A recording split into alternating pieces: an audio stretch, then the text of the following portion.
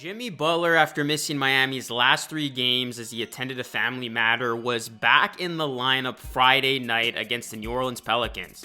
The Miami Heat cruised to a 106-95 victory against the Pelicans, but not before tempers flared that led to ejections.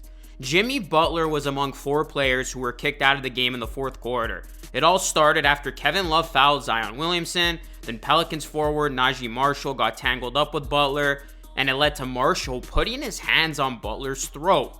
The scuffle attracted other players, with Heat reserve Thomas Bryant, Marshall, and Jose Alvarado also getting thrown out of the game. "I don't think I should have gotten thrown out of the game," Butler said. Then Marshall came and put his hands on K-Love, and that's how it all escalated.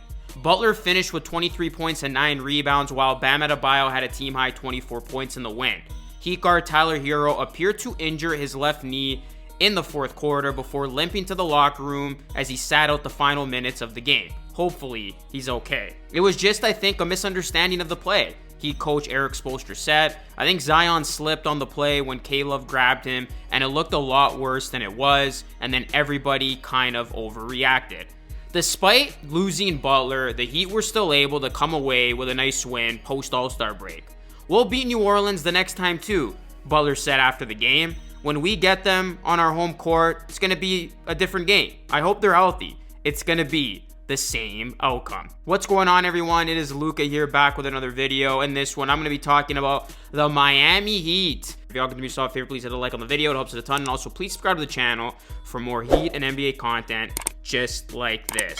So after the win, Butler took to Instagram to share a post with a 3-word caption. "It's that time," Butler wrote. Butler addressed Miami's current mindset after the recent win against the Pelicans, and this is via clutch points. "We're playing some incredible basketball. I don't think it matters who we go up against right now. It's that time of year," Butler said. I absolutely love this version of Jimmy Butler, guys. I mean, it's after the All-Star break, so you know this is when Jimmy locks in, and he just got some added ammo. And I feel like the Pelicans doing what they did, it's not a good idea. We've seen before what happens when you poke the bear, and Jimmy Butler is about to take it out on the rest of the league. As you look at the Heat, they had an up and down first half of the season, but now they're starting to find a groove. The Heat have won 3 games in a row and 7 of their last 9. Miami currently holds a 31-25 record, and they sit in 7th place in the Eastern Conference. The Heat, we all know the story last season. They reached the postseason barely, but yet they pulled off multiple upsets en route to the improbable NBA Finals appearance. Jimmy Butler, he tends to play his best basketball in important games, and we can expect to see that version of Jimmy down the stretch here, as he was playing very well against the Pelicans before getting thrown out of the game. Butler is averaging 21.4 points per outing on 50.2% field goal shooting and 44.7% three-point shooting across 38 games so far this season. He's also been able to record 5.6 rebounds, 4.6 assists, and 1.4 steals per game. It's going to be important for the Heat to stay healthy as they gear up for another playoff run. First and foremost, having a healthy Tyler Hero will be crucial in the playoffs this time around.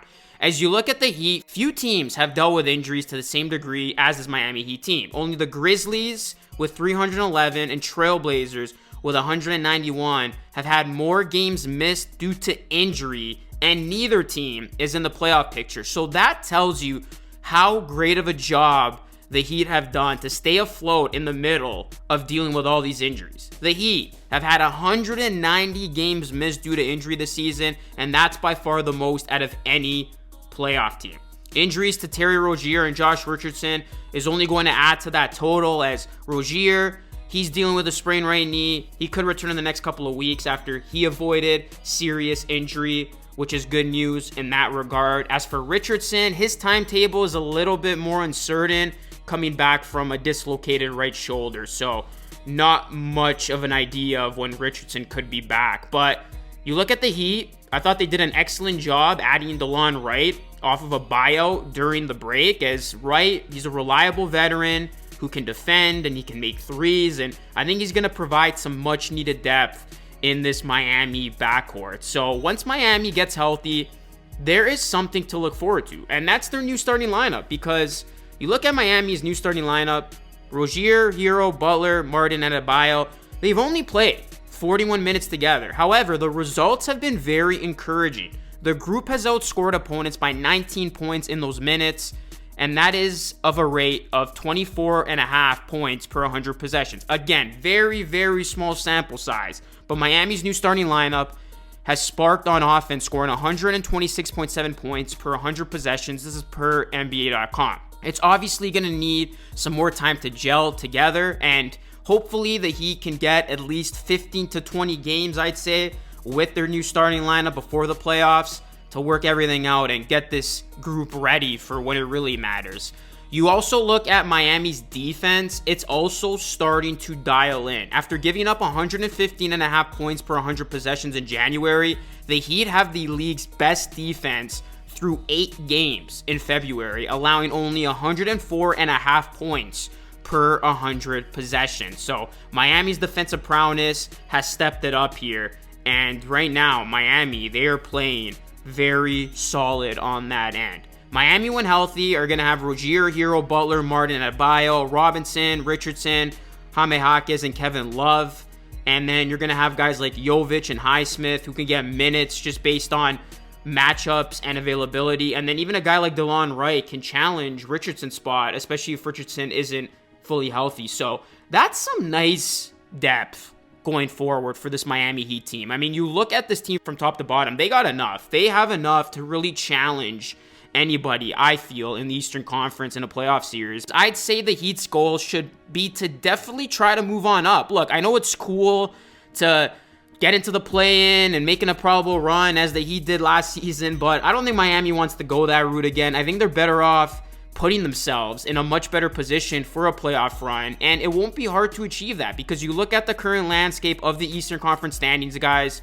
The Heat are only a half game back of the Pacers for 6th, 2 games back of the 76ers for 5th, and then 3 games back of the Knicks for 4th. So there's still plenty of time left in the season, and Miami can certainly move on up. So if the Heat can maintain their current high level of play, they could very well move up the Eastern Conference standings and set themselves up nicely for another postseason run. So the Miami Heat, they have a trick up their sleeve, guys. This is a team that you can never count out, never write off, and never forget about. Certainly can never forget about them. And I think this is the time where they start to shape into form, and we see just how lethal and scary this team can be. So, Heat Nation, let me know your thoughts on the Heat's recent impressive play. What are you looking forward to from this team down the stretch here? And do you think the Heat can move on up and potentially get, that 5th, even 4th seed, which again is all within reason? Certainly, Miami wants to be a part of that top 6, so they definitely make the playoffs and don't have to go through the play-in again. Let me know your thoughts, guys. Hit a like on the video, subscribe to the channel if you are new. That is it for me. It's Lucas signing off. Thank you so much for watching. I will catch you all again in the next video.